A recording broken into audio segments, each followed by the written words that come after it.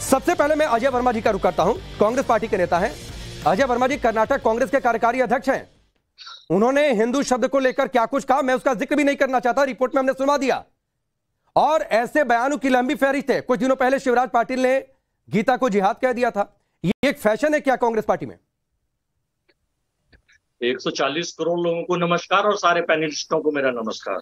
दूसरा, राकेश जी, आपने जो अपने टीवी पे दिखाया है, ये भी दिखाना चाहिए आपको इस चैनल पर, अगर आप जस्ट ईमानदारी से काम करेंगे, कि रणदीप सिंह सुरजेवाला, जयराम रमेश, अजय वर्मा सब कांग्रेस ने निंदा की है और कहा है कि ये बयान पार्टी का बयान नहीं है। कांग्रेस में क्या हर पार्टी में टी राजा, निपुर शर्मा, उन लोगों को तो सजा भी नहीं मिली क्या? क्या किस तरह से किसी इस्लाम मतलब किसी धर्म के ऊपर आलोचना कर दी तो काम हो गया सर? नहीं, आप पहले उसको आपकी पार्टी ने सुप्रीम कोर्ट में हलफनामा दिया कि राम एक काल्पनिक पात्र है। नहीं, ठीक है, ये सब झूठ शिवराज पाटिल झूठ है, ये झूठ है। ये शिवराज पाटिल ने गीता में जो श्री कृष्ण ने संदेश दिया, भगवान श्री कृष्ण ने कह दिया कि जिहाद से तुलना कर दी। मैं बताता हूँ, राहुल गांधी कहते हैं कि हिंदुत्व और हिंदू को मैं मानता ही नहीं हूं। जिहाद का मतलब आपको पता है क्या है? जिहाद नहीं, मुझे मत परिभाषा सिखाइए सर। मैं परिभाषा नहीं, मुझे परिभाषा मत सिखाइए। पूछ रहे हैं, मुझे परिभाषा मत सिखाइए अजय वर्मा जी, का मतलब जरा मुझे परिभाषा मत सिखाइए। मैं जानबूझकर आपके पास सबसे पहले आया। मैं चाहता था कि धर्मगुरुओं से मैं शुरुआत करूं, लेकिन मैं जानबूझकर आपके पास आया कि आपकी सोच क्या है ये देश के सामने मैं ला सकूं। मैं लाऊं, ये सुन लीजिए, मेरी आपकी भी सोच तो पता चलनी चाहिए। मैं ये कह रहा हूँ, जिहाद में जो आतंकवादी, जो हत्यारे लोग हैं, वो अपने तरीके से मतलब आप मानते हैं, आप शिवराज पाटिल के स्टेटमेंट को जस्टिफाई कर रहे हैं, आप सेकंड कर रहे हैं, आप मानते हैं कि भगवान श्री कृष्ण ने गीता में जो संदेश दिया उसकी तुलना जिहाद से की जा सकती है, वो जिहाद है। आप मान रहे हैं जिहाद का मतलब? नहीं, आप मान रहे हैं, श्री कृष्ण आप मान रहे हैं? नहीं, हाँ या ना में जवाब दीजिए। कृष्ण ने गीता में, नहीं, ये ऑब्जेक्टिव क्वेश्चन नहीं है कि आना मैं जवाब दूंगा। अगर आप लेंगे तो सॉरी, नहीं, इस देश की पॉलिटिक्स को आप लोगों ने ऑब्जेक्टिव बना दिया है अजय जी। चलिए ठीक है, मैं आगे बढ़ता हूं, अपने मेहमानों का रुख करता हूं। आचार्य समाधिति जी, अजय वर्मा ने जो बातें कही, अभी भी उनको जिहाद ठीक लगता है, अभी भी उनको राहुल गांधी का स्टेटमेंट ठीक लगता है। ये फैशन है क्या राजनीति का? समस्या ये है कि इस देश के अंदर बहुत सारी पॉलिटिकल पार्टी है और आज उनमें होड़ लगी हुई है कि कैसे कैसे मौलाना बन जाए। मौलाना को ओवरकम करके मौलाना दिखाने के लिए अभी हम इस प्रकार टोपी की एक राजनीति चलती थी, लगातार लोग टोपी पहन के घूमते थे और पिछले सालों से हमने देखा है टोपी की आजा चलती रहेगी, टोपी ही पहन के टोपी पहनाते रहे। आप देखें, इस देश के अंदर हिंदू शब्द की व्याख्या हीनम दूषित थे हिंदू, इस भारतीय संस्कृति को कहा गया कि हिंदू यानी हीनता को जो खत्म समाप्त कर दे, वो हिंदू शब्द का उच्चारण करने की बात की जाती है। और आज हिंदू गंदा हो गया। कभी हिंदू मुझे बताइए आतंकी हो जाता है, कभी हिंदू जिहादी हो जाता है, कभी हिंदू गंदा हो जाता है, आज तो गंदे तक में वर्ड ला दिया है। और मुझे बताइए किस प्रकार की वातावरण इस देश में बनाने का प्रयास किया जा रहा है। सोचे, सर्वे भवन्तु सुखिनः सर्वे सन्तु निरामया की फिलॉसफी भारतीय संस्कृति ने प्रतिपादित किया। हर एक को जीने दो, हर व्यक्ति को जीने का अधिकार है, चाहे वो धर्मी है, चाहे वो किसी भी प्रकार से अपनी उपासना करता है। लेकिन तथाकथित तौर पर आज जो इस देश के अंदर व्याख्या की जा रही है, आज सोचे क्या परिदृश्य बनाने का प्रयास किया जा रहा है। मेरे सामने, मेरे बैठे बैठे हम सबके सामने हुए हमारे इष्ट को कहा जा रहा है कि इनका तिरस्कार करो। बुद्ध को भगवान बुद्ध स्वयं हिंदू संस्कृति में, सनातन संस्कृति में उत्पन्न हुए। उन्होंने कभी भगवान कृष्ण का विरोध नहीं किया। ठीक है आचार्य जी, मैं आता हूं और अजय वर्मा जी मोबाइल छोड़कर सर जरा सुन लीजिए सारे धर्मगुरुओं की बात, और जितने मेहमान यहां पर बैठे हैं ना, मोबाइल में गूगल आप बाद में कर लीजिएगा सर कि कैसे डिफेंड करें। ये तैयारी आपसे पहले कर लेनी चाहिए थी। ठीक है, डॉक्टर एच.एस. रावत जी सुन लीजिए सर, आपने बोला ना, आपने बोल दिया अपनी बातें। मुझे लगा कि आपका ध्यान मोबाइल पर है, मैं आपका ध्यान डिबेट में ला दूं, इस धर्म संसद में ला दूं, ताकि आपको हिंदू धर्म का मतलब समझ में आ जाए। इसीलिए मैंने आपको इंटरप्ट किया कि मोबाइल छोड़कर सर डिबेट पर ध्यान दे लीजिए। Doctor HS. रावत जी जरा हिंदू शब्द का मतलब इन्हें समझाइए। देखिए वर्मा जी सुनिए अजय जी, आपसे सवाल नहीं था। देखिए, ऐसा होता है, प्रकृति का एक नियम है कि हर चीज का अंत आता है, और जब अंत आता है तो हमारी बुद्धि को हरण कर लेता है। विनाश काले विपरीत बुद्धि होती है। राहुल गांधी बोलते हैं कि भाई मंदिर जाओगे तो वहां लड़की छेड़ोगे। अब वो भी बड़ी एक बड़े विडंबना रही हिंदू धर्म के लिए कि लड़की छेड़ने के लिए मंदिर में जाते हैं क्या। उसके बाद शिवराज पाटिल ने, मणिशंकर अय्यर ने, इस तरह की बातें। अभी यहाँ कर्नाटक के अंदर भी यही बोला जा रहा है कि हिंदू शब्द, अरे हिंदू शब्द अगर इतना ही बुरा था तो 60 साल आपकी सरकार ने शासन किया, और संविधान जब बनाने वाले लोग थे वो भी कांग्रेसी लोग थे, उसके अंदर इन्वॉल्व थे, तो आपने उस शब्द को हटाया क्यों नहीं वहां से? और जब शब्द अगर हटाने की आपके अंदर हिम्मत नहीं थी तो आज उस पार्टी के अध्यक्ष ने ऐसा क्यों बोला इसका मतलब आप लोगों की कमियां कहीं ना कहीं। अब नहीं, इंडिया सावधी, जो इन लोगों को लगता है जी कि हिंदू धर्म और सभ्यता को जो मनाए बोल लिया जाए, शास्त्रों और वेदों पुराणों में कैसे जिक्र है, जरा एक झलकी आप इन्हें दिखाइए, फिर मैं दूसरे मेहमानों का रुख करूं। हाँ, मैं वही इनको बताना चाहता हूं। मैंने इसलिए पहले ये भूमिका बताई है कि विनाश काले विपरीत बुद्धि, यानी जब कहीं इतनी पुरानी पार्टी को नीचे गिरना है तो उनके जो कार्यकर्ता हैं वो इसी प्रकार की भाषा बोलेंगे, और इससे कि जो बहुत बड़ा सनातनी हिंदू धर्म का वर्ग है वो इनसे कहीं ना कहीं नाराज होगा, और वो हो रहा है, और उसकी वजह से इनकी आज ये स्थिति बनी हुई है। मैं बताना चाहता हूं कि सुन ले जो भी लोग हैं, जो हिंदू शब्द है वो हिंदी से बना। आज भी हमारे यहाँ मुसलमान, मेरी बगल में बैठे हुए मुस्लिम धर्मगुरु हैं, मौलाना, राजनीतिक विश्लेषक हैं, उनको भी अगर अरब में जाते हैं तो उनको यही बोलते हैं कि हिंदी मुसलमान, यानी उनको हिंदू बोलना नहीं आता ढंग से, या बोलने में तकलीफ होती है। लेकिन आपकी बात रावत जी, ये इनको शायद समझ में नहीं आ रही है, इसीलिए शिवम त्यागी, ये पॉलिटिकल कंपल्शन है कि अगर हिंदू को गाली दे दीजिए, हिंदू तो कुछ नहीं कहेगा लेकिन एक वोट बैंक आपको मिल जाएगा, ये है पॉलिटिकल कंपल्शन? मुझे लगता है कि पॉलिटिकल कंपल्शन सिर्फ इतना ही नहीं है, कंपल्शन बहुत सारे हैं। इस देश की ज्यादातर पॉलिटिकल पार्टीज के डीएनए में मुस्लिम अपीजमेंट कूट कूट कर भरा है। मैं उसके कुछ आपको उदाहरण भी अभी दिखाऊंगा। और जब पार्टियों के डीएनए में ही मुस्लिम अपीजमेंट भरा हो तो आप उनसे हिंदुओं की तारीफ, हिंदू धर्म की तारीफ, हिंदू दर्शन या फिर हिंदुस्तान के बारे में कोई बहुत अच्छी बातें सुन नहीं सकते। ज्यादा समय आपका नहीं लूंगा। ये राजीव गांधी हैं, हिंदू नेता हैं, मुस्लिम टोपी लगाकर बाकायदा बड़े जश्न के साथ खड़े हुए हैं। ये उनके बेटे हैं राहुल गांधी, कति नमाज ही पढ़ दी है बिल्कुल एकदम, देखिए घुटने उठने झुका के, मतलब कभी इनको आरती पूजा करते हुए तो रेयर ही देखा आपने। ये अखिलेश यादव और मुलायम सिंह यादव हैं, बाकायदा मुस्लिम टोपी पहनकर हिंदू नेता, बहुत शानदार तरीके से बैठे हुए। शरद पवार मुस्लिम टोपी पहनकर हिंदू नेता। इसके बाद अरविंद केजरीवाल, इन्होंने भी बस करीब करीब नमाज पढ़ी थी पूरी। इसके बाद ये अपने लालू यादव जी हैं और नीतीश कुमार जी हैं। उसके बाद ये आता है आदरणीय प्रधानमंत्री भगवा पहने हुए। आप मुझे एक चीज बताइए, चाहे वो शिवम त्यागी हो, चाहे वो आचार्य विक्रमादित्य हो, चाहे बराबर में कोई भी और लोग हो, हम भगवा नहीं पहनेंगे तो क्या पहनेंगे? मुसलमान हिंदू नेता जब तक मुस्लिम टोपी पहनकर चल रहे थे, देश में शांति थी, देश में हिंदू मुस्लिम भाईचारा था, देश में मोहब्बत थी। लेकिन जैसे ही हिंदू ने भगवा पहना, इनको दर्द शुरू हो गया। मेरा मानना है कि मां सीता का हरण करने के लिए भी जो रावण है वो एक उसका साधु का भेष बनाकर आए थे। ये राजनीति के रावण रूपी राक्षस हैं जो अपना भेष बदलकर टोपी। ठीक है दुष्यंत जी, ये भगवा से इतनी दिक्कत क्यों है? कांग्रेस के शासनकाल में हमने देखा बात की थ्योरी लेकर आ गए, हिंदुओं को जो मनाएगा बोलकर चले जाएंगे। देखिए, पूरी डिबेट को एक दुर्भावना के तहत गलत दिशा में ले जाया जा रहा है। अच्छा, शिवम जी इतने अगर निष्पक्ष हैं तो अटल जी का फोटो भी दिखाते। अटल जी का भी टोपी वाला फोटो है, आपने क्यों नहीं दिखाया? अरे वो आपका काम है, मेरी कमियां निकालना, कमियां निकालना काम भी मैं ही करूंगा, यहाँ तो आप क्या पे। करेंगे? अरे भाई वाह, ये आप निष्पक्षता से बात करने आए हैं या आप किसी की कमियां और किसी की खूबियां निकालने आए हैं? आप बात करिए ना, सभी नेताओं की बात करिए। समस्या यही है, देखिए दुखद बात है जी, दुखद बात है। नहीं, सुन लीजिए, परेशानी नहीं है, सुन लीजिए। लेकिन वो एक वोट बैंक को साधने के लिए टोपी लगा ले, देखिए आवश्यकता नहीं है। देखिए भैया, प्रधानमंत्री रहते हुए माननीय अटल बिहारी वाजपेयी, पंडित अटल बिहारी वाजपेयी जी ने भी टोपी लगाई थी। बता देते जैसे राहुल जी का दत्तक बता दिया ना वाजपेयी, वो तो समझ जाना चाहिए आपको।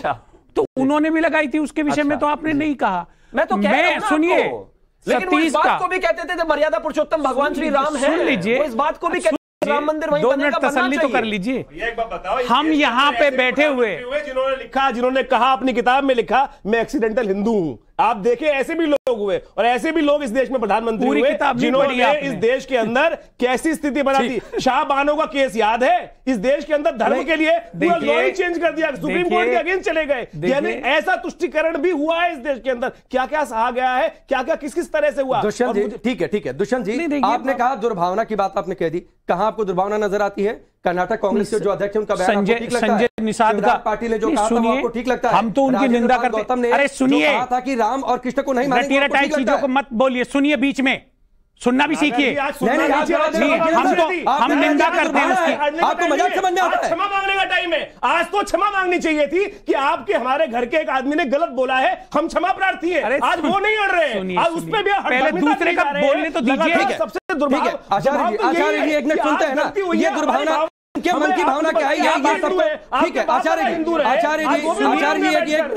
यानी बताइए दुर्भावना कैसी है? सुनिए पहले, ठीक है, आपके घर वाले गंदे हैं, अरे क्या बोल रहे हैं? बताइए ना, आप ही के लोग कह रहे हैं कि हिंदू गंदा सुनिए पहले, आप बताइए ना क्या चाहते हैं? कि आपके घर वाले गंदे हैं, आपके माँ गंदी है, आपके भाई गंदे हैं, आपके पिता गंदे हैं, आपके परदादा गंदे थे? आचार्य जी बात सुन रहे हैं बैठ के केवल राजनीतिक लाभ के लिए। आप विरोध क्यों नहीं कर रहे हैं? आज क्षमा मांगिए कि हमारे घर वाले इतनी गलत की है, निकाल के कान पकड़ के बाहर खड़ा करो। लेकिन आप केवल वोट के लिए, इस देश के अंदर केवल वोट के लिए, शांति प्रदान करने के लिए केवल वोट मिल जाए, मुसलमानों को वोट। एक मिनट आचार्य जी, हो गया, सुन लेते हैं। आचार्य जी एक मिनट, हिंदू शब्द गंदा है दुष्यंत जी? नहीं, पहले आप पूरी बात कहने दीजिए, उसके बाद में क्या कहने को बचा क्या भाई? क्षमा मांग लीजिए। मैं यहाँ से जाऊँ तो क्षमा, आप अगर बोलने नहीं देंगे, नहीं इस तरीके से आप करेंगे, सही बात है। आपने जाने लायक छोड़ा क्या है? मैं कह रहा हूँ अगर देश अच्छा नहीं लगता, हिंदू अच्छे नहीं लगते, आचार्य जी एक बार उनकी बात सुन ले। अभी बहुत सारे मेहमानों ने नहीं बोला। आचार्य जी एक जिसको धर्म तरीका ठीक नहीं है, भूमि से आचार्य जी उसको इस देश का कण-कण अच्छा लगेगा। ठीक है आचार्य जी, धर्म संसद का निचोड़ तभी निकलेगा जब सभी लोग बोले। दुष्यंत जी जल्दी अपनी बात पूरी करिए। हम तो जो सतीश ने बोला या किसी और ने बोला, उनके बयान की निंदा कर रहे हैं, कोई समर्थन नहीं कर रहा, हम स्वयं उसका समर्थन नहीं करते। लेकिन क्या आपने संजय निषाद के बयान के ऊपर कभी कुछ बोला? आपकी मीडिया में आपने कभी डिबेट किया? उन्होंने भगवान राम के विषय में क्या क्या कहा, हमने उस पर क्या क्या कहा, और आप रामचंद्र जी के बारे में क्या क्या कहा, उसके विषय में नहीं। नहीं दुष्यंत आप तो सिलेक्टेड होकर बात करते हैं। नहीं, गलत बात। आप चाहते हैं कि एक आदमी को मिल जाए लाइसेंस गलत बोलने का? उसके विषय में आपने क्यों नहीं बोला? बिल्कुल दिखाया है, कहीं नहीं दिखाया टेलीविजन, कोई डिबेट का आयोजन नहीं किया। और आचार्य जी को भी तब हिंदू धर्म खतरे में नहीं लगा। आपने टाइम्स नाउ नहीं देखा, ये हमारी गलती नहीं है। नहीं है, जब भी किसी ने गलत बोला है हमने उसे दिखाया है, उस पर सवाल किए हैं।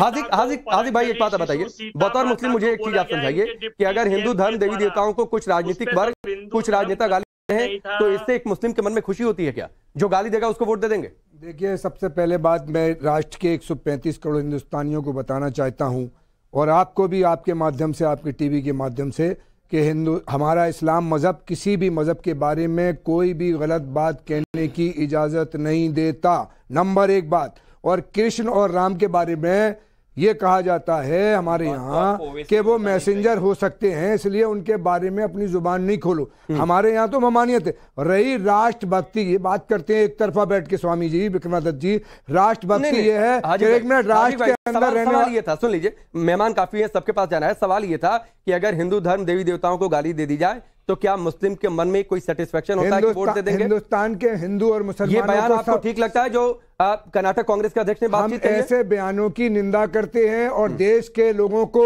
ऐसे लोगों को वोट देना चाहिए जो राष्ट्रभक्ति की बात करे, जो देश में हिंदू मुसलमान सिख ईसाई की बात, जो देश की उन्नति की बात करे, जो देश के विकास की बात करे, जो देश को अरे मौलाना साहब, हासिक साहब, अरे आप पूरे देश के सामने नेशनल चैनल पर है, मैं चाहूंगा कि एक बार राजनीतिक पार्टियों को ये देखकर वोट लेना चाहिए। फारसी में वहां के लोगों ने, मैं आपको हिंदू, मैं तो आप तो हिंदुस्तान के हो, मैं चाहूंगा हासिक खान साहब इस वक्त सारे देश के सामने ये बात रखें कि इसका मतलब क्या है? हिंदू शब्द का फारसी में उन पर्शियन लोगों ने क्या मतलब समाजवादी आपको कोई भी वोट देना चाहिए। मुझे तो पता है क्या लिखा, एक तरफ हिंदू और मुसलमान करके जो वोट देने वाले लोग हैं उनसे भी सावधान रहना चाहिए देश के लोगों को। ये जो देश में अफरा तफरी है, हिंदू और मुसलमान भारत माँ की दुआ में है, भारत माँ की दुआ में। ठीक है, एक मिनट हाजिक भाई एक मिनट रुक जाइए। हासिक भाई को बताना चाहिए कि फारसी के अंदर हिंदू शब्द का अर्थ क्या है? जैसे अंग्रेजों ने इंडियन शब्द को बीन बजाने वाला रखा था, उसी प्रकार से फारसी में हिंदुओं को मैं पूछता हूँ आपके फारसी का मतलब होता है जहां दिखाई दे, मतलब क्या है? हिंदू का मतलब क्या है? हिंदू फारसी सिंध नदी से, अरे हिंदू शब्द का फारसी में बताओ ना, फारसी में जो है सिंध नदी के करीब रहने वालों को हिंदू कहते हैं। अरे आप गंदा, ये कांग्रेस ने गलत दिया, फिर उसके बाद अंग्रेजों ने दिया, गलत बोला भाई, 8वीं शताब्दी में अच्छा शब्द आया है। किसी आप महाभारत गीता उसमें कहीं नहीं दिखा सकते हिंदू। अच्छा, वहाँ 8वीं सदी में पर्शियन ने इसको हिंदू पहले सिंध के करीब रहने। नहीं तो हाजिक भाई एक बात बताइए, हाजिक भाई एक बात बताइए, हिंदू शब्द का मतलब ऐसा है जिस पर शर्म आएगी? फारसी में सऊदी को हौदी कर दिया था क्या? सऊदी हौदी था, सऊदी को हौदी नहीं किया। सऊदी स से शुरू होता है, अगर स को हा नहीं बोल सकते, सऊदी को हौदी बोलते हो क्या? सऊदी को सऊदी बोलोगे, यानी ये बदतमीजी कर रहे हैं। ठीक है आचार्य जी अपनी जगह पर बैठिए। हाजिक भाई एक बात बताइए, नहीं क्या फारसी में हिंदू का मतलब शर्म आ जाएगी सुनकर, हिंदू शब्द नाम सुनकर? हिंदू माने सिंध कनेरी के अरे हिंदू फारसी में मैंने ढूंढा जैसे अभी कह रहे थे कि हिंदुस्तान के अरबी लोग सारे हिंदी मुस्लिम कहते हैं। स्लेव जो नीची जात का काम करने वाला, और उसका अर्थ कुरान के अंदर इस प्रकार से लिखा है कि जहां काफिर दिखाई दे उसका कत्ल कर दो। गलत बयानी, झूठ बोल रहे हैं, झूठ बोल रहे हैं, ये तो झूठ कह रहे हैं, झूठ बोल रहे हैं, ये तो झूठ कह रहे हैं। एक पर्टिकुलर टाइम के लिए था, मक्का फतेह के वक्त 16 आदमियों का नाम दिया गया था, इनको जहां मिला कत्ल कर देना, बाकी सबको माफ कर देना। क्या बात करते हो? नहीं जानकारी अरे आपने को मार दिया, भाइयों को मार दिया। ज्यादा बातें मत करो, किसी के दूसरे मजहब में मत डालो। हमारे यहाँ उन लोगों का नाम दिए गए और एक पर्टिकुलर नहीं अभी भी। चलिए मैं संजीव जी का रुक करता हूँ, एक मिनट रुक जाइए, हो गया। संजीव भाई एक बात बताइए, राजेंद्र पाल गौतम को मन करेगा आकर कह देंगे रामकृष्ण को नहीं मानते, कोई कह देगा हिंदुत्व को नहीं मानते, कोई कहता हिंदू शब्द का अर्थ समझ लीजिए तो शर्मा जाएगी। ये पॉलिटिक्स है क्या? देखिए राकेश भाई, जब तथ्यों को तोड़ मरोड़ के पेश किया जाएगा तो क्या तोड़ा मरोड़ा गया? राजेंद्र गौतम पाल ने जिस संदर्भ में कहा, एक बार उस कौन सा संदर्भ होता है? किसी संदर्भ में आप हिंदू देवी देवता को कह देंगे कि मैं नहीं मानता हूं। ओम प्रकाश रायगर कौन था जिसने, ये कौन सा संदर्भ है? नहीं आपने संदर्भ कहा ना, आप किसी संदर्भ में जस्टिफाई कर देंगे, आप किसी संदर्भ में जस्टिफाई कर देंगे हिंदुओं के समाज के द्वारा। नहीं किसी भी संदर्भ में आप कह देंगे मैं राम को नहीं मानता, आप किसी भी संदर्भ में कह देंगे मैं कृष्ण को नहीं मानता। हिंदुस्तान में समानता की बात कर, मैं जो बात आपसे पूछा हूँ बताइए, आप किसी भी संदर्भ में आप कह देंगे कि मैं नहीं मानता हूँ। नहीं आप किसी भी संदर्भ में कह देंगे। बात करना गुनाह है क्या हिंदुस्तान में?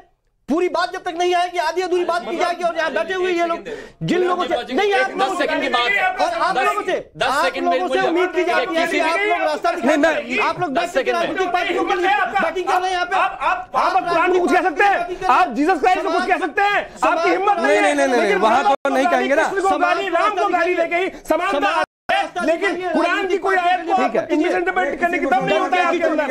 आप जो गलती है नहीं, लेकिन यहाँ पर संजीव जी, अरे सुनिए आचार्य जी, वो संदर्भ उनको अलग लग रहा है, मैं दूसरे में, ठीक है।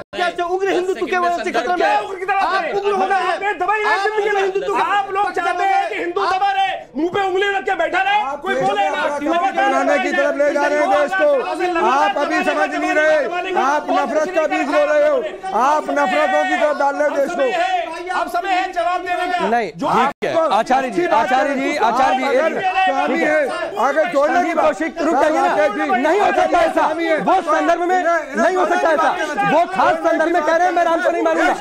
ठीक है, मैं बाकी मेहमानों का रुख करता हूँ। जोड़ने की बात करनी नहीं तो संजीव कौशिक जोड़ने की बात करिए, इन्हें जोड़ने की बात करनी चाहिए, आपको जोड़ने की बात करनी चाहिए, जोड़ने की बात नहीं करनी चाहिए। उसको संपूर्ण बहिष्कार किया जाएगा, संपूर्ण बहिष्कार होगा हिंदू विरोधियों का, हिंदुओं का विरोध करेगा, उनका संपूर्ण बहिष्कार पूर्ण समाज करेगा, पूर्ण समाज करेगा। आप कर रहे हैं किस बात को करने जा रहे हैं हम? अरे संजीव जी आपको ठीक है, चाहे राजेंद्र पाल गौतम ने जो कहा वो ठीक है, राम को नहीं मानूंगा, कृष्ण को नहीं मानूंगा, ये ठीक है। दलितों के एक संदर्भ में आपको समझ में समानता की बात करना अपराध है। अरे बात समानता की बात करेंगे तो राम को नहीं मानेंगे। राम समानता के विरोधी थे, यदि भगवान राम समानता के विरोधी थे, भगवान कृष्ण समानता के विरोधी थे। गजब बात कर रहे हैं, ये कौन सा संदर्भ है शिवम? मेरा बस एक सवाल है, ठीक है, बड़े शांति से, ब्लड प्रेशर ज्यादा हो जाएगा, कोई फायदा नहीं है चिल्लाने का। बस मेरा एक सवाल का जवाब दे दीजिए, किसी भी संदर्भ में क्या पैगंबर मोहम्मद, राम या जीसस किसी को गाली दी जा सकती है कि नहीं? बिल्कुल नहीं, बिल्कुल नहीं, गलत है, बिल्कुल नहीं। तो फिर राजेंद्र पाल गौतम सही कैसे होगा? फिर ये राजेंद्र पाल गौतम से चिल्लाइए मत, मौलाना साहब चिल्लाइए मत, चिल्ला के कुछ नहीं, बात चिल्लाने की कोई बिल्ली नहीं मिला, आप जोड़ने की बात, फिर वही बात हमने जब राजेंद्र पाल गौतम को जोड़ी है तो लड़ क्यों रहे हो? राजेंद्र पाल गौतम जोड़ना था क्या? ठीक है जब किसी को गाली नहीं दी जा सकती तो वो गलत था, खत्म हो गई। ठीक है संजीव कौशिक, आपको संदर्भ की बात नहीं करनी चाहिए थी। किसी खास संदर्भ में आप किसी देवी देवता को नहीं कह देंगे कि मानने की बात, ठीक है। नहीं आपने कहा ना संदर्भ समझने की जरूरत है, आपने कहा संदर्भ समझने की जरूरत है, मत संदर्भ समझाइए सर, मत संदर्भ समझाइए। जहां धार्मिक भावनाएं हाथ होंगी वहां संदर्भ मत समझाइए। ठीक है हरीश खुराना जी, अरे ठीक है सर, ठीक है हरीश खुराना जी संदर्भ समझा रहे हैं संजीव कौशिक जी, और शायद यही संदर्भ वोटों का समझा रहे हैं पॉलिटिकल वो नेता जो इस तरीके की बातें कर रहे हैं, चाहे कर्नाटक कांग्रेस के कार्यकारी अध्यक्ष हो, चाहे राजेंद्र पाल गौतम हो, चाहे फिर कांग्रेस की ओर से यह कहना कि राम काल्पनिक पात्र हैं, जो मनाएगा वो बोलकर चले जाएंगे, ये भी कह देंगे कि गीता जिहाद है। देखिए ये तो फैशन बन गया कि हिंदुओं को गाली दो, एक वर्ग को खुश करो। ये कोई आज से नहीं चला आ रहा, ये स्पेशली 2014 के बाद से, जब से केंद्र में नरेंद्र मोदी की सरकार बनी है। एक तरफ केंद्र में मोदी जी की सरकार है, वो कहती है कि सबका साथ सबका विकास, उसमें जितनी भी स्कीम्स आती हैं, लॉन्च होती हैं, उसमें उतना ही हक जितना मुस्लिम का होता है उतना हिंदुओं का हक होता है। लेकिन एक वो सरकार थी, मनमोहन सिंह की सरकार थी, जिसके सर्वे सर्वा राहुल गांधी और गांधी फैमिली थी, जो कहती थी पहला हक अल्पसंख्यक का होगा, पहला हक मुस्लिम का होगा। तो ये जो फर्क है दोनों के बीच में 2014 का और 2000 पहले का और 2014 के बाद, कुछ लोगों को ये हजम नहीं हो रहा है। कुछ लोगों को ये हजम नहीं हो रहा है कि अब जो सरकार आई है वो सबके विकास की बात करती है, सबके साथ की बात करती है। तो ये एक फैशन सा बन गया है कि हिंदुओं को गाली दे दो और एक पर्टिकुलर एक कम्युनिटी को खुश करने के लिए जो मर्जी बोलते जाओ। अभी मैं इसकी बात सुन रहा था, संजीव की बात सुन रहा था। संजीव जी ने सिर्फ ये हिंदुओं को गाली नहीं दी, देवी देवताओं को गाली नहीं दी इसमें इंद्रपाल गौतम ने। अभी आप कल उन्होंने कुछ और बोला, उन्होंने बहुत कुछ बोला है कल का अगर आप इंटरव्यू देखो, शायद आप ही के चैनल पे चल रहा था, बहुत कुछ बोला है, बहुत कि बहुसंख्यक हो जाएंगे, अल्पसंख्यक हो जाएंगे, ये हो जाएगा, वो हो जाएगा, तमाम बातें मैं यार इस चैनल पे रिपीट भी नहीं करना चाहता। क्या कार्रवाई होती है? कोई कार्रवाई नहीं होती है। इनके बॉसेस जो हैं, चाहे वो अरविंद केजरीवाल हो, चाहे कोई, नहीं वो फिर खुराना जी वो फिर संदर्भ समझाने लगेंगे आपको। देखिए उन्होंने संदर्भ समझाना शुरू कर दिया। एसके दत्ता जी मैं आपके पास आता हूं। अब 4 लाइन में से एक लाइन निकालना है, उसके बाद करना है। ठीक है 10 सेकंड लूंगा, 10 सेकंड और लूंगा। ठीक है जल्दी पूरा करिए। सतीश ने कल जो बात बोली, हिंदुओं को गाली दी, हिंदू गंदा शब्द है, क्या कार्रवाई करेंगे इसके ऊपर राहुल गांधी? कोई कार्रवाई नहीं होगी, माफी कोई नहीं होता, कार्रवाई क्या हो रही है ये बताइए। नहीं वो तो पार्टी ने पल्ला झाड़ लिया, खुराना जी पार्टी ने पल्ला झाड़ लिया और इसकी आलोचना भी कर दी। यहीं से बात पूरी हो जाती है, कार्रवाई होगी, यहीं तक बात पूरी हो जाती है। अनुराग ठाकुर पे कोई कार्रवाई होगी कि नहीं होगी? ठीक है आप लोग नहीं आप लोग जस्टिफाई करते रहिए सर। 4 आदमी बोल गया, 5वें आदमी को लाइसेंस मिल गया गलत बोलने का। एसके दत्ता जी हिंदुत्व को मानते नहीं है, हिंदू को गाली दे दिया जाए या फिर मंदिर में जाने से इनकार कर दिया जाए, इससे खास वोट बैंक सत्ता है क्या? या फिर यह तय हो गया कि जो हिंदुओं को गाली देगा वो मुस्लिमों का सबसे बड़ा हितैषी है? सबसे पहले सबको कार्तिक पूर्णिमा और गुरु पर्व की बहुत हार्दिक शुभकामनाएं। यह धर्म संसद है और हिंदू शब्द को लेके ही पूरा विवाद है, तो तार्किक बहस होना चाहिए, इतिहास के पन्नों से होना चाहिए। और मैं चाहता हूं कि कुछ महत्वपूर्ण बात मैं कहूंगा तो बीच में कोई ना टोके। इबान बतूता, फिरदौसी और अल बैरूनी तीनों की उल्लेख करता हूं, महान इस्लामिक लेखक थे वो लोग। आपके अल बैरूनी ने अपने लेखक में लिखा है और फिरदौसी ने लिखा है, और महमूदनामा पे फिरदौसी के जो महमूदनामा है उस पे सबसे पहले इस शब्द का इस्तेमाल फिरदौसी ने किया था, ये कहते हुए कि सिंधु नदी के इस पार के जो लोग हैं वो लोग हिंदू है, यानी कि स जो है वो ह हो जाता है पर्शियन में। अरब में सिंधु नदी के इस पार के लोगों को अल हिंद के लोग कहा जाता है। इसके साथ साथ 2 और महत्वपूर्ण उल्लेख करता हूं, बतूता का भी, और राजा ऑफ जबूल, काबुल के पास जो राजा ऑफ जबूल थे 730 एडी पे, जब हिराट की लड़ाई हुई थी, अरबों ने जब आक्रांताओं ने हिराट की सूर्य मंदिर को जब तहस नहस किया था और तोड़ा था, राजा ऑफ जबूल ने ये उल्लेख किया था सारे राजपूत राजाओं को कि लामबंद होइए, क्योंकि आज अगर जबूल अगर आक्रांतों के हाथ पे अगर गिर जाती है और तहस नहस हो जाता है तो जबूल तो बचेगा ही नहीं, कुबा भी नहीं बचेगा, कुबा यानी कि काबुल भी नहीं बचेगा, और तमाम जितने सारे हिंदू प्रदेश के तमाम यानी कि भारतवर्ष हिंदू प्रदेश के जितने सारे राजा है कोई भी नहीं बचेगा। आक्रांताओं के विरोध में यह धर्म की लड़ाई है और धर्म की विजय होनी चाहिए। 738 बैटल ऑफ हिरट की मैं उल्लेख कर रहा हूं। ठीक है, आपने इतिहास के नजरिए से ये बात, कांग्रेस पार्टी का नेता ने जो कहा है कि अश्लील है या फिर असभ्य है हिंदू शब्द, यहाँ पे असभ्य कहां से आ गया? नहीं ये तो सवाल उसी को लेकर है। ठीक है दत्ता जी मैं आता हूं, संजय राणा जी आपके पास भी मैं आऊं, लेकिन उससे पहले अजय परमदास जी का रुख कर लेता हूं। अजय परमदास जी बड़े आसानी से एक नेता कहकर चले जाते हैं कि हिंदू शब्द का मतलब है, अगर उसका मतलब बता दिया जाए तो शर्मा जाएगी। हिंदू शब्द एक सभ्यता, एक संस्कृति जिसका जिक्र वेदों में मिलता है, पुराणों में मिलता है। ये बात जरा समझाइए उन नेताओं को खासतौर पर जिन्हें शर्म आती है या फिर जिन्हें यहां पर वोट बैंक की पॉलिटिक्स दिखती है।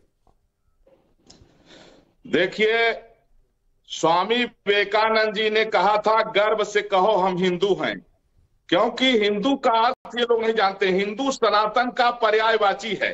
हिंदू शब्द ऋग्वेद में आया हुआ है, और ही माने होता है हिमालय के समान जो स्थिर हो, और हिंदू माने जो चंद्रमा के समान सबको प्रकाशित करने वाला और अमृत परोसने वाला, पुष्टि देने वाला, उसको हिंदू कहते हैं। दरअसल में बात यह है कि कांग्रेस पार्टी का जो प्राइम मिनिस्टर नेहरू हुआ वो इतना चरित्रहीन हुआ, और तब से जितने कांग्रेसी नेता हैं सारे के सारे कैरेक्टरलेस होते हैं। इनको नहीं आचार्य जी एक तो इस तरीके की बातें नहीं, दूसरी एक से एक तो इस तरीके की बातें नहीं, और दूसरी बात है सिर्फ कांग्रेस पार्टी से ऐसे नेता नहीं है, आपको अपने आम आदमी पार्टी से भी नेता है जो कहते हैं हम हिंदुत्व को नहीं मानते, वो भी ये कहते हैं। मैंने ऑब्जेक्ट कर दिया, हाजी भाई ऑब्जेक्ट मैंने कर दिया। कांग्रेस पार्टी सी नहीं, आम आदमी पार्टी से भी नेता है, वो तो सरेआम कहते हैं राम को नहीं मानो, कृष्ण को नहीं मानो। देखिए वो कहीं न कहीं से उनकी विचारधारा से ही जुड़े हुए लोग हैं। मेरे कहने का अभिप्राय यह है कि जब स्वामी विवेकानंद जी की पुस्तक पढ़िए, कितने बार हिंदू शब्द आया है। क्या वो जो है तो गंदा शब्द का प्रयोग कर रहे हैं? आपको ऋग्वेद का ज्ञान नहीं है, ऋग्वेद पढ़िए, उसमें जो है हिंदू शब्द आया है। आपको व्याकरण का ज्ञान नहीं है, आपको न्याय का ज्ञान नहीं है। जब किसी चीज का अगर हम कह दें कि राहुल गांधी आतंकवादी होता है, वही बात उचित है? अगर ये उचित नहीं है तो बिना तथ्य को जाने, बिना अर्थ को समझे इस तरह की बयानबाजी नहीं करना चाहिए। ठीक है अजय जी, अजय जी ठीक है। शीर्ष नेतृत्व कहता हूं इस पर क्षमा मांग ले, इस पर क्षमा मांग ले, वरना कांग्रेस का बचा खुचा जो अस्तित्व है ना। नहीं उन्होंने आलोचना कर दी है, उनके लिए वही सब कुछ है। संजय राणा जी, एक खास पार्टी या फिर अलग अलग पार्टियों में बुलवा दिया जाए, कुछ भी नेता कहकर चले जाएं, उसके बाद हम कह दें कि आलोचना हमने कर दी, पार्टी लाइन उससे किनारा कर ले। ये रवाज शुरू कहां से हो गई सर पॉलिटिक्स में, हिंदुओं को टारगेट करने की? दूसरे किसी धर्म को टारगेट क्यों नहीं करते हैं? देखिए Rakesh ji, good afternoon to my fellow panelist. देखिए ऐसा है कि अध भरी गगरी छलकर जाए, जब ज्ञान कम होता है तो इस तरह की बातें होती हैं। अभी मैं सुन रहा था कि ये हिंदू शब्द कहाँ से आया। देखिए पर्शियन में इसका मतलब शायद बहुत से मतलब इसके निकाले जाते हैं, और कई लोगों ने बताया भी है, डाकू, चोर, डकैत, काफिर, इसका पर्शियन में मतलब है। और सिंधु घाटी के इधर रहने वालों को हिंदू सभ्यता कहा जाता है। इसमें कोई बड़े मुख्य मुद्दे पे कांग्रेस पार्टी का चाल और चरित्र हमेशा ऐसा रहा है जब से आजादी हुई है 1947 से। उसके बाद ये मुस्लिम तुष्टीकरण के साथ ही जीवित है। आप देख लीजिए 1955 में इन्होंने एक्ट बनाया था, वक्फ बोर्ड का एक्ट बनाया था, वर्शिप एक्ट बनाया, उसके बाद हम 2013 में एक्ट बनाया। तो ये हमेशा मुस्लिम तुष्टीकरण के कारण ही चलते रहे हैं। आप ये बता दीजिए 2014 के पहले कभी किसी ने हिंदू तिलक लगा किसी प्रधानमंत्री, किसी नेता को देखा था? सारे लोग रोजा अफ्तारी करते थे, टोपी लगा के घूमते थे, जैसे चुनाव आते थे टोपी का कार्यक्रम चालू हो जाता था, उसके पहले कोई कार्यक्रम नहीं चलता था। लेकिन 2014 के बाद हिंदू थोड़ा जाग गया है, तो इन लोगों को थोड़ा सा असहजता महसूस हो रही है। असहजता इसलिए महसूस हो रही है कि कहीं ना कहीं वोट बैंक लामित हो रहा है भारतीय जनता पार्टी के साथ। उसको कैसे तोड़ा जाए, उसको कैसे आहत किया जाए। आपका दूसरा प्रश्न, दूसरे धर्मों के लिए बोल सकते हैं, अगर इनकी हिम्मत होती, चाहे वो हमारे पैनलिस्ट हो, चाहे वो नेता जो कांग्रेस के इस तरह की शब्दावली का यूज कर रहे हैं, अगर इनकी हिम्मत होती तो किसी प्रोफेट मोहम्मद के बारे में या ईसा मसीह जी के बारे में अगर एक शब्द होते तो अब तक इनकी गर्दन कलम कर दी जाती है। लेकिन यही चीज है, हिंदू बड़ा उदारवादी है, हिंदू बड़ा नहीं इसीलिए टारगेट किया जाता है। हिंदू उदारवादी है इसीलिए टारगेट किया जाता है। ठीक है संजीव कौशिक, ठीक है संजीव कौशिक, मैं फिर आपके पास आता हूं जी। आपने जो संदर्भ की परिभाषा समझाई, क्या ये संदर्भ की परिभाषा किसी और धर्म के बारे में आप समझा देते? किसी और धर्म के बारे में बात करनी हो तो उस समय बात करें, जिस संदर्भ के बारे में हम बात कर रहे हैं। और आप नहीं फिर तो मैगजीन पर एक फोटो कार्टून छप जाती है सर, गोलियां चल जाती हैं। जवाब तो आपने नहीं दिया। इस देश में सर तन से जुदा के नारे लगने लगते हैं, तब आपने संदर्भ नहीं समझाया था। नहीं तब आपने संदर्भ नहीं समझाया था। बोलिए, मैंने छेड़ तो दी बात। मेरी बात, एक मैगजीन पर कार्टून छप जाता है, संदर्भ समझाइए ना सर। संदर्भ पर रुके रहिए, पूरी बात नहीं सुनेंगे। संदर्भ समझाइए, आप संदर्भ समझाइए। उग्र हिंदुत्व का कार्टून मैगजीन पर छपा ना, कार्टून मैगजीन पर छपा क्या हुआ? इस देश में सरपंच से जुदा के नारे लगे, संदर्भ समझाइए। तो का मतलब ये होता है कि जाति पूछ करके नहीं, आप संदर्भ जो मैं पूछ रहा हूँ वहाँ संदर्भ समझाइए। मतलब उग्र हिंदुत्व होता है। अरे संजीव जी, जो मैं पूछ रहा हूँ वहाँ संदर्भ समझाइए। हिंदुत्व से बचने की जरूरत है। उग्र हिंदुत्व का मतलब ये होता है कि जब मॉब लिंचिंग में भीतर से बाहर निकले यदि अपराधी, तो भारतीय जनता पार्टी के लोग जब माला पहनाते हैं तो उग्र हिंदुत्व पैदा होता है। नहीं संजीव कौशिक जी, मैं फिर आपसे पूछ रहा हूँ। संजीव जी, मैं फिर आपसे पूछ रहा हूँ, नहीं तो मैं आचार्य जी करूंगा। संजीव जी, मैं आपसे पूछ रहा हूँ, भारतीय जनता पार्टी चोरी छिपे। देखिए, आप संदर्भ नहीं समझाएंगे, अब आप संदर्भ नहीं समझाएंगे, अब आप वहाँ संदर्भ नहीं समझाएंगे। कैसे नहीं समझाएंगे बताइए? तो समझाइए ना। कार्टून छपता है, गोलियां चल जाती हैं। इस देश में सरतन से जुदा किनारे लगते हैं। अच्छा, आप देखिए, आप वहां संदर्भ नहीं समझा रहे आचार्य जी, वहां संदर्भ नहीं समझा रहे, संदर्भ की परिभाषा चली गई। ये समानता की बात कर रहे थे, संदीप कौशिक जी समानता की बात कर रहे थे। बाबा अम्बेडकर साहब की कितनी मेहनत थी पता है आपको? कमाल की बात, कितनी मेहनत थी बाबा अम्बेडकर साहब की। उससे क्या लेना देना? अरे समानता की बात कर रहा हूं। क्या लेना देना है? किनमें शादी हुई पता है आपको? ब्राह्मणों का आप कहते हैं, हिंदू धर्म की बात करते हैं, तीनों बहनों की शादी ब्राह्मणों में हुई। तीनों समानता की बात सुनो, आप लोग कभी बताते नहीं इस देश के अंदर समानता का अधिकार किसने विरोध किया? किसने विरोध किया? बाबा अम्बेडकर के गुरु कौन हुए? हिंदू ब्राह्मण हुए। समानता की बात करी, किसने पैसे दिए बाबा साहब को पढ़ने के लिए? क्षत्रिय राजा ने पैसे दिए। आप लोग ये नहीं बताएंगे, आप तो ये बात कहेंगे किसने विरोध किया, किसने उनको मंत्री नहीं बनने दिया, राजनीतिक तौर पे किसने विरोध किया? आप बताइए, आपको पता आप तो कांग्रेस में रहे हैं ना, समाज में बताइए। बाबा साहब अम्बेडकर उठाने के लिए आप किसी को गाली देंगे क्या? आप लोग अरे आपने बोला नहीं बात कर रहे हैं, आपने संदर्भ की बात नहीं समझाई, सरपंच से जुदा किनारे लगा, संदर्भ समझाते हैं। आखिर यदि संदर्भ समझाना चाहिए था ना, जो सड़क पर नारे लगा रहे थे। आप में इतनी हिम्मत है? अरे क्या हिम्मत? कौन आयोजन करवाया था? कौन से मंदिर में कार्यक्रम का आयोजन कौन करवाया था? बाबा भीमराव अम्बेडकर ने करवाया था। भारतीय संस्कृति में सबको बराबर किया गया। भारतीय संस्कृति में कहीं किसी का नहीं किया गया। ये तो अंग्रेजों ने आकर इस देश के अंदर जो बीज को आप काट रहे हैं, बीज को काट रहे हैं। शिवम, ये संदर्भ वहां पर नहीं समझा रहे। जब मैंने पूछा कार्टून छपता है, सिर तन से जुदा किनारे लगते हैं, जो सड़क पर प्रदर्शन कर रहे थे, नारे लगा रहे थे, उनको संदर्भ समझाने नहीं गए संजीव कौशिक? अगर गला काटने वालों को और कार्टून बनाने वालों को ये संदर्भ समझाएंगे ना, तो इनका गला भी कहीं स्टूडियो के बाहर कटा पड़ा मिलेगा। इसलिए डरते हैं, कुछ कह नहीं सकते। अब हिंदू बेचारा बोलता नहीं। अब दलितों वाले एंगल पर आते हैं। इस देश के मुख्य तौर पर 3 ग्रंथ हैं, रामायण, महाभारत, और उसके बाद अगर मैं बात करूं आज के समय में तो संविधान। रामायण किसने लिखी? महर्षि वाल्मीकि ने लिखी। वो किस जाति से, मुझे बताने की आवश्यकता है क्या? आप हमें बताएंगे कि उनका सम्मान कैसे किया जाता है? महाभारत किसने लिखी? वेद व्यास ने लिखी, मछुआरन के बेटे थे। आप हमें समझाएंगे कि जाति का डिस्क्रिमिनेशन हम करते हैं? बाबा भीमराव अम्बेडकर, उन्होंने इस देश का संविधान लिखा। हिंदुस्तान में शिवम त्यागी भी मानते हैं, आप भी मानते हैं, सब मानते हैं। इन लोगों को आपने नहीं बनाया कि भाई डिस्क्रिमिनेशन होता है जातियों में। हमें मत बताइए। इस देश में महर्षि वाल्मीकि का भी उतना ही सम्मान है। इस देश में बाबा भीमराव अम्बेडकर का भी उतना ही सम्मान है। इस देश में सबका उतना ही सम्मान है। हाँ, लेकिन कुछ वोट बैंक के लिए, साधने के लिए ये भीम मीम वाले जो अपने नारे तैयार करते हैं ना, ये बताते हैं आकर के दलितों का अपमान हुआ। मैं कहता हूं हर समाज में हर जगह कहीं ना कहीं प्रॉब्लम्स रही हैं, लेकिन हिंदू समाज ने उन चीजों को हमेशा के लिए दूर किया है। भाई हम हमेशा प्रथाओं को दूर करते आए हैं ना, लेकिन और समाज में तो नहीं हुई। इसी देश में, इसी धर्म में इतने महर्षि दयानंद हुए। महर्षि दयानंद का मूर्ति पूजा को लेकर उनकी अगर सत्यार्थ प्रकाश आप पढ़ेंगे तो उसमें आपको पता चलेगा कि वो उन्होंने कितना क्रिटिसाइज किया, लेकिन किसी ने उनको गला नहीं काटा। नहीं, वो संदर्भ अभी नहीं समझाएंगे। अभी भी वो संदर्भ नहीं समझाएंगे शिवम, अभी भी संदर्भ नहीं समझाएंगे। हाजी भाई, ये संदर्भ सिर्फ एक ही धर्म में समझाया जाएगा? देखिए, सारे धर्म अच्छी बात सिखाते हैं, चाहे हिंदू धर्म हो, सिख, नहीं, ये बात जरा संजीव कौशिक को समझाइए। किसी भी धर्म का मानने वाला हो, हर धर्म ये कहता है कि दूसरे धर्म का सम्मान करो। और जो धर्म के लोग ठेकेदार हैं, जो दूसरे का सम्मान नहीं करते, ये देश को अफरा तफरी की तरफ ले जा रहे हैं।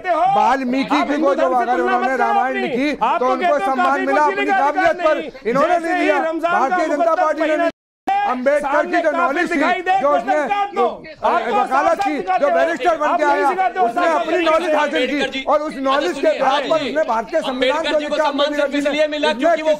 लेकिन आज एक दलित की बेटी का बलात्कार हो गया, आज एक दलित को मार दिया गया, घर में मार दिया गया, जला दिया, जलाया गया। ये जो है उसको घर में जला दिया गया और उसके बारे में जवाब दे दीजिए। ये क्या कहेंगे? जवाब इधर पूछ रहे, आंखों से आंखें मिला लीजिए। आप मानते हैं कि बाबा भीमराव अम्बेडकर का सम्मान सिर्फ इसलिए हुआ क्योंकि वो बहुत पढ़े लिखे ज्ञानी थे, इस वजह से देश का कुछ लेना देना नहीं। अच्छा ठीक है, अच्छा ठीक है, सुन लीजिए। अरे सुन तो लीजिए। अच्छा ठीक है, इतना ही सम्मान ना, इतना ही सम्मान पाकिस्तान में जो बहुत सारे ज्ञानी हिंदू पढ़े हैं उनको दिलवा कर दिखा दीजिए। आप हमें बता रहे हैं, दिलवाइए ना वहां पर, दिलवाइए ना वहां पर भी तो वही कुरान वाले लोग दिलवाइए। पाकिस्तान मत कीजिए। ये देश देश में किसी भी धर्म का व्यक्ति अगर अच्छा है और सब धर्मों के लोगों का सम्मान होता है, पाकिस्तान में करवाइए ना सम्मान कीजिए हिंदू का। हमें पाकिस्तान हमारा देश जिसको हमारे भारत माँ कहते हैं, उसकी दो आंखें हिंदू और मुसलमान, और इस भारत माँ कहते हैं वंदे मातरम गाया नहीं जाता, राष्ट्रगान पर खड़ा हुआ नहीं जाता, हाथ जोड़े नहीं जाते, इतनी शक्ति हमें देता दाता कहा नहीं जाता, और ये कह रहे भारत माता सिर्फ टीवी पर बोलने के लिए है क्या? यकीन हो के ना हो, बात तो यकीन की है, हमारे जिस्म की मिट्टी जमीन की है, और मेरे वतन के सारे लोग भाई भाई हैं, ये दूरियों की नहीं सर, हाजी भाई जो ये ज्ञान की बातें है ना सर, वो ज्ञान की बातें इम्प्लीमेंट अगर करें लोग तो बहुत कुछ ठीक हो जाएगा। नहीं कहिए ना सर, ये बाहर भी जाकर समझाइए लोगों को, ये बाहर भी जाकर समझाइए, स्टूडियो से बाहर भी लोगों को समझाइए, सिर्फ स्टूडियो के अंदर ये बातें नहीं। सिर्फ रावत जी पिताजी सारे लोगों को समझाते थे, प्रिंसिपल थे, इसलिए उनका अच्छा ठीक है जरा, अच्छा ठीक है, वंदे मातरम का पढ़ सकते हैं क्या इस देश के लिए? पढ़ सकते हैं कि नहीं? इंसानियत की बात पढ़ सकते हैं कि नहीं? इंसानियत ही है वो भी, माँ को प्रणाम करना इंसानियत ही है। के वतन तुझ पे जब आँच भी आएगी, मतलब घुसा देंगे हर जगह। अच्छा वंदे मातरम पढ़ दीजिए ना, वंदे मातरम गा दीजिए, वंदे मातरम गा दीजिए। वतन इसी मिट्टी में मिल जाते, इसी मिट्टी में दफन हो जाते भैया, हमको कोई नहीं दे सकता, तो मजबूरी है यही दफन होना पड़ेगा। नहीं ठीक है वक्त कम है, शिवम वक्त कम है। हाजी भाई हो गया। रावत जी एक आखिरी बात, ये संदर्भ की बात एक ही धर्म के लिए क्यों आती है? देखिए इसलिए आती है कि इनको पता है कि हिंदू धर्म को बड़ा कुचला गया है, हिंदू धर्म उदारवादी है, और 800 वर्ष से हिंदू धर्म के ऊपर ये कुचलने वाले हथौड़े चलते रहे, और हमने विरोध भी किया, लेकिन कितना विरोध कर सकते हैं सत्ता के सामने। तो इस वजह से आज भी इनके दिमाग में वही बात बैठी हुई है। मैं बोलता नहीं हूं, मैं भाई बोला नहीं, जितना टॉर्चर आप लोगों ने किया, जितना औरंगजेब ने टॉर्चर किया, जितना, अरे आप भी पहले हिंदू ही थे, आप कोई मुसलमान नहीं है, आप अरब से नहीं आए, आप कन्वर्टेड हो, आप भी, आपका डीएनए भी हमारे डीएनए है। चलिए ठीक है हाजी भाई ठीक है, हो गया।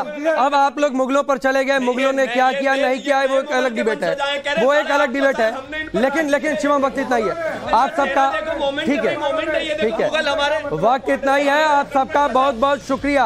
लेकिन ये तय है कि हाल फिलहाल में, और ये एक परिपाटी चल गई है कि जब भी चुनाव आएंगे एंटी हिंदू स्टेटमेंट दे दिए जाते हैं, फिर उसके बाद पार्टी लाइन से उस बयान से किनारे कर दिया जाता है। उन्हें यह लगता है कि एक खास वोट बैंक सत्ता है, इसीलिए इस तरीके के एक्सपेरिमेंट किए जाते हैं चुनाव से पहले।